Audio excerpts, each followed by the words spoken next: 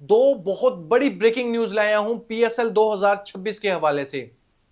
आपको पता है दो टीम सामने आ रही है नई। एक टीम का नाम फाइनलाइज कर लिया गया है दोस्तों, कंफर्म न्यूज है ऑलमोस्ट। ये जो जराए के मुताबिक जिस जराए ने ये न्यूज कंफर्म की है, मैं आप लोगों के सामने रखूंगा कि कौन सी सिटी की नाम के को लेकर फाइनलाइज कर लिया गया है। लेकिन दूसरी जो बड़ी अपडेट है उसके बारे में सबसे पहले बताना चाहूंगा। अली तरीन यानी मुल्तान सुल्तान के ओनर मीडिया पर आकर सरेआम फिर उसने जंग का ऐलान कर दिया है दोस्तों। प्रेस कॉन्फ्रेंस होती है, मीडिया टॉक होती है, अली तरीन उसमें पीएसएल की मैनेजमेंट के पर छक्के उड़ा के रख दिए उसने फिर से। अली तरीन कोर्ट में जा रहे, सबसे पहले उसने कह दिया है कि अगर ये लोग मुझसे बात नहीं कर रहे तो मेरे पास और ऑप्शन क्या है। ऑफ कोर्स यही ऑप्शन मेरे पास बचा है, लीगल एक्शन। अली तरीन ने वन बाय वन मैं क्लियर करूंगा आप लोगों के सामने कि अली तरीन ने इस प्रेस कॉन्फ्रेंस में कहा क्या है। एक तो ये अली तरीन से पूछा गया कि आपने लीगल नोटिस जो पीएसएल की मैनेजर ने आपको भेजा था वो आपने क्यों फाड़ा, ये आपको नहीं करना चाहिए था। इसका जवाब दिया अली तरीन ने।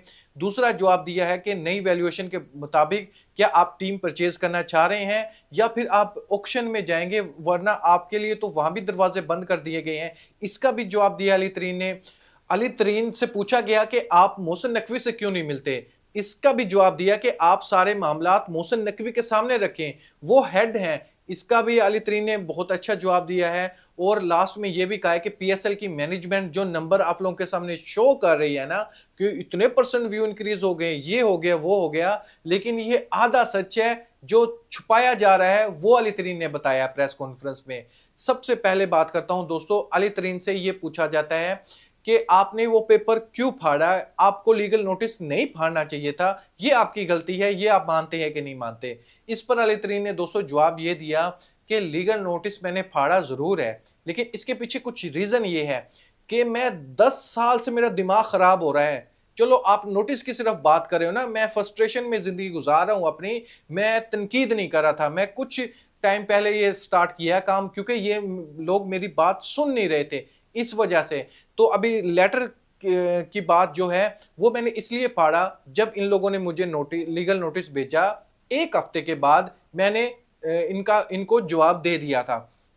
उसके बाद पूरा एक महीना गुजर जाता है, इनकी तरफ से कोई मेल, कोई एसएमएस, कोई कॉल नहीं आती।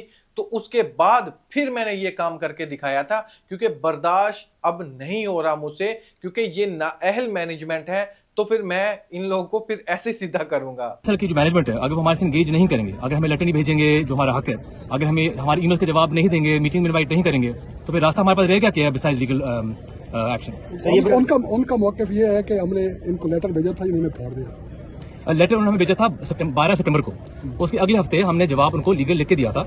उसके महीने बाद इन्होंने फिर लीक की लेटर, फिर मैंने कागज पढ़ा तो जो हमारे लीगल लेटर हमें लिखा था उसके बाद से हमें कोई जवाब नहीं आया। दूसरा अली तरीन से सवाल होता है कि मोहसिन नकवी से क्यों नहीं बात करते आप, मोहसिन नकवी से मिलें आप, उनसे सारे मामला डिस्कस करें। अगर पीएसएल की मैनेजमेंट के साथ आपको कोई रिस्पॉन्स नहीं कर रहा तो आप मोहसिन नकवी से भी तो मिल सकते हैं, आपके पास इतनी पावर तो है। इस पर अली तरीन का जवाब ये था, ऑफ कोर्स हम ये करना चाह रहे हैं और हमने ये किया भी है। मैंने एक लेटर लिखा था मोहसिन नकवी को और वो उसको मिला भी है, लेकिन जो उसके इर्द गिर्द है वो ये नहीं चाह रहे कि हमारी आपस में बात बने, हम डिस्कस करें, हम पीएसएल को आगे लेकर चलें। जो इर्द गिर्द है वो मोहसिन नकवी को गलत गाइड कर रहे हैं।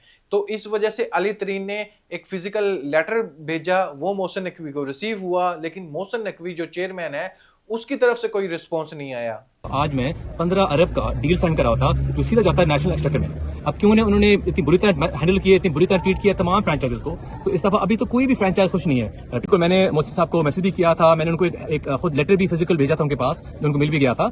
लेकिन अनफॉर्चुनेटली जो उनके नीचे ये सीईओ साहब हैं, जिनको हम प्यार से पीएसएल का बुज़दार कहते हैं, अनफॉर्चुनेटली उनका कोई मूड नहीं था कि वो कोई रिस्पॉन्ड करें या कोई इंगेज करें हमारे साथ। तो करंटली ये इशू है कि हम कोशिश करें कि हम चीजें मूव फॉरवर्ड करें पीएसएल की खातिर, लेकिन उनकी तरफ से कोई ना ईमेल आ रही है ना कोई मैसेज आ रहा है। तीसरा बहुत बड़ा इल्जाम लगाया है अली तरीन ने कि पीएसएल की मैनेजमेंट जो आपको दिखा रही है ना नंबर कि इतने परसेंट हमारे व्यू इंक्रीज हो गए, 647% इन लोगों ने बोला था हमारे व्यू इंक्रीज हो चुके हैं, लेकिन ये आधा सच है। अली तरीन का कहना था कि ये वो नंबर आपको बता रहे हैं जो इन लोगों को बताना चाहिए जिससे अवाम खुश हो, लेकिन बैकडोर पर जो इनका नुकसान हो रहा है ना, वो आपको नहीं बताया जा रहा। पीएसएल की मैनेजमेंट आपको पता है दोस्तों कौन से नंबर बता रही है? डिजिटल व्यू के, यानी आप मोबाइल पर देखते हो आगे पीछे, तो उसके व्यू में इंक्रीज हुआ है। कितने परसेंट? इन लोगों ने बोला है 647%। आप नोट करना ये नंबर मैं क्यों बोल रहा हूं, 647% व्यू इंक्रीज हुए हैं। दूसरा, अली तरीन ने ये कहा था कि हाँ, आप बोल रहे हो डिजिटल व्यू इंक्रीज हुए हैं, लेकिन टीवी व्यूअरशिप डाउन हुई है। टीवी पर लोग नहीं देख रहे। पैसा कहां से बनेगा?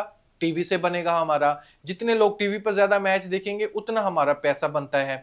तो वो व्यू डाउन हुए हैं, टिकट्स कम सेल हो रही हैं, यानी आप लोगों को वो चीजें दिखाई जा रही हैं जो थोड़ा बहुत उसमें इंक्रीज हुआ है, लेकिन बहुत कुछ छुपाया जा रहा है, वो नहीं आपको बताया जा रहा।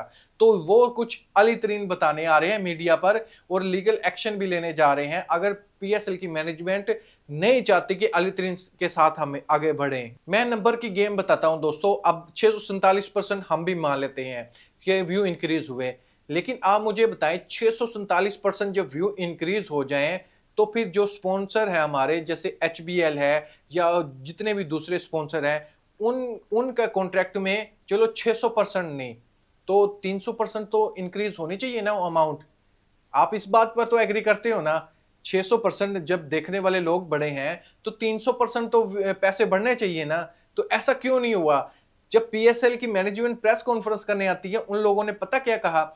सीजन 1 से लेकर सीजन 10 तक जो 11 आने वाला है, व्यू जो कॉन्ट्रैक्ट था HBL PSL से, उसमें इजाफा हुआ है 505%। यानी ये नहीं बताया कि सीजन 10 में ये कॉन्ट्रैक्ट था हमारा, 11 में ये है, इतने परसेंट इंक्रीज हुआ। उन लोगों ने पिछले 10 साल, यानी सीजन जो हमारा 1 था उससे लेकर 10 साल तक 505% हमारा कॉन्ट्रैक्ट प्राइस में इजाफा होता है HBL से, लेकिन व्यू एक ही साल में 647% इंक्रीज हो रहे हैं। तो ये नंबर आपस में मैच तो नहीं होता ना। यही मसला है अली तरीन को कि 10 साल में आपके पैसों में इजाफा होता है 505%, लेकिन एक ही साल में आप 647% व्यू इंक्रीज कर रहे हो। तो ये नंबर जब मिल नहीं रहे तो ये आप कैसे ये क्लेम कर सकते हो इतना बड़ा नंबर? दूसरा, अली तरीन ने ये कहा कि जो मुल्तान सुल्तान की वैल्यूएशन लगी है, अगर हमें फील होता है कि ये वैल्यूएशन गलत है तो फिर हम ऑक्शन में जाएंगे, बोली लगाएंगे। अगर हमसे कोई बढ़ गया तो फिर हम देखते हैं वहां पर बैठकर, अगर इससे भी कम बोली लगी तो फिर आप लोगों के सामने है, फिर इनका जो कॉन्ट्रैक्ट था, इनकी जो वैल्यूएशन थी, फिर वो गलत थी। अगर हमें फील होता है फॉर एग्जांपल कि 4 बिलियन का नंबर सामने आ रहा है दोस्तों, कि मुल्तान सुल्तान को हर साल 4 बिलियन देने पड़ेंगे पाकिस्तानी रुपीस पीएसएल की मैनेजमेंट को। अभी ये समझ नहीं आती मुल्तान सुल्तान के ओनर को, 4 बिलियन बहुत ज्यादा पैसे हैं, ये इसके पैसे इतने ज्यादा कोई भी ओनर नहीं देगा। तो वो फिर इसका कॉन्ट्रैक्ट रिन्यूअल नहीं करेगा, वो कहेगा कि मैं ऑक्शन में जाना चाहता हूं। हाँ, ऑक्शन में हो सकता है 3 बिलियन में बिके, हो सकता है 2 बिलियन में बिके, हो सकता है 4 बिलियन से भी ऊपर नंबर चला जाए। तो ये रिस्क है, ऑक्शन में बढ़ भी सकती है प्राइस, कम भी हो सकती है। तो ये ऑक्शन में जाकर अली तरीन मुल्तान सुल्तान टीम को परचेज करना चाहता है, जो कि इसने प्रेस कॉन्फ्रेंस में कहा। इसके बातों से यही लगा। दूसरा, अली तरीन ने यह भी कहा था कि सिर्फ मैं नहीं, दूसरे भी 1 से 2 और ओनर हैं जो ये चाह रहे हैं कि हम कॉन्ट्रैक्ट को रिन्यूअल ना करें, हम भी ऑक्शन में जाएं। बोली लगती है वहां पर, हम उस बोली के हिसाब से अब इस टीम को परचेज करना चाहते हैं अगले 10 साल के लिए। छोटा टाइम पीरियड नहीं है, बहुत बड़ा टाइम पीरियड है। तो 10 साल का सवाल है, तो हमें जो कदम उठाएंगे हमें उसके बारे में पता होना चाहिए कि इतना बड़ा कॉन्ट्रैक्ट हम कैसे साइन करने जा रहे हैं। और अली तरीन को शिकवा ये बहुत है इन लोगों पर कि ये टीवी पर आकर आप लोगों को बोलते हैं कि हम एक फैमिली है, हम फैमिली का मसला फैमिली आपस में बैठकर हल करेगी। लेकिन उस प्रेस कॉन्फ्रेंस के बाद भी या पहले भी इन लोगों ने मुझसे कॉन्टैक्ट ही नहीं किया। यार दोस्तों, ये तो मैं भी इस बात से बहुत हैरान हुआ कि आप देखो, जो पीएसएल की मैनेजमेंट का सीईओ है वो कहता है फैमिली है, फैमिली में मामलात हो ही जाते हैं, ऊंच नीच होती है, तो मसला ये है कि घर के अंदर ही रहकर मसले को हल किया जाए। तो मसले का हल कैसे होगा जब आप बात करोगे? एक तरफ से मुल्तान सुल्तान के ओनर अली तरीन कह रहे हैं हम बात करना चाहते हैं, हम डिस्कस करना चाहते हैं, लेकिन पीएसएल की मैनेजमेंट मुझसे कांटेक्ट ही नहीं करना चाहती। ना वो मैसेज कोई करते हैं, ना मुझे ईमेल करते हैं, ना फोन कॉल्स करते हैं, कुछ भी नहीं करते हैं। जो ब्रॉडकास्टर में सलमान नसीर ने कहा था कि हम बहुत से लोगों को कॉल की है लेकिन उनकी तरफ से कोई रिस्पॉन्स नहीं आया, उसको भी डिनाई किया अली तरीन ने कि मेरे पास तो कोई कॉल ही नहीं आई। जो ब्रॉडकास्ट में बैठकर वीडियो में बोलते हैं कि हमने कॉल भी की, कांटेक्ट करने की कोशिश की लेकिन उन्होंने रिस्पॉन्स नहीं दिया, ये भी बात गलत है। मुझे कोई कॉल, एसएमएस, कुछ भी, मेल भी नहीं आई। तो ये लोग झूठ बोल रहे हैं। और वाकई दोस्तों, या तो फिर तरदीद करे पीएसएल की मैनेजमेंट, स्पेशली सीईओ, कि अली तरीन ने जो कहा है कि मुझे कॉल भी नहीं आई, मुझे मेल भी नहीं आई, मुझे कोई एसएमएस भी नहीं आया, आकर बताए। दूसरी तरफ आप बोल रहे हो कि फैमिली फैमिली हम अंदर सुलझाना चाहते हैं मामलात, हम कांटेक्ट भी कर रहे हैं। दूसरी तरफ वो कह रहा है कि मुझसे तो कोई कांटेक्ट ही नहीं किया। अब मुझे ये बताओ, अली तरीन झूठा है या पीएसएल की मैनेजमेंट झूठी है? अली तरीन तो खुद आकर मीडिया पर बोलता है कि अगर ये लोग मेरी बात नहीं सुनेंगे तो मैं आप लोगों के सामने अपना केस रखूंगा, अदालत जाऊंगा, मैं लीगल एक्शन लूंगा, मेरे पास ऑप्शन क्या बचेगा? ये तो मीडिया पर आकर तो बोल देते हैं कि ये लोग हमसे कांटेक्ट नहीं कर रहे हैं, हमने कांटेक्ट करने की कोशिश की है, तो ये झूठ बोल रहे हैं। दूसरा ये कि फैमिली बोलकर फैमिली से ये बात नहीं कर रहे। दोस्तों, अब मैं बात करता हूं कि एक टीम के हवाले से ज़राए के मुताबिक न्यूज़ ये कंफर्म है, कहते हैं कि फैसलाबाद की जो टीम है वो कंफर्म हो चुकी है, उसका नाम फाइनलाइज कर लिया है कि एक टीम फैसलाबाद सिटी से होने वाली है।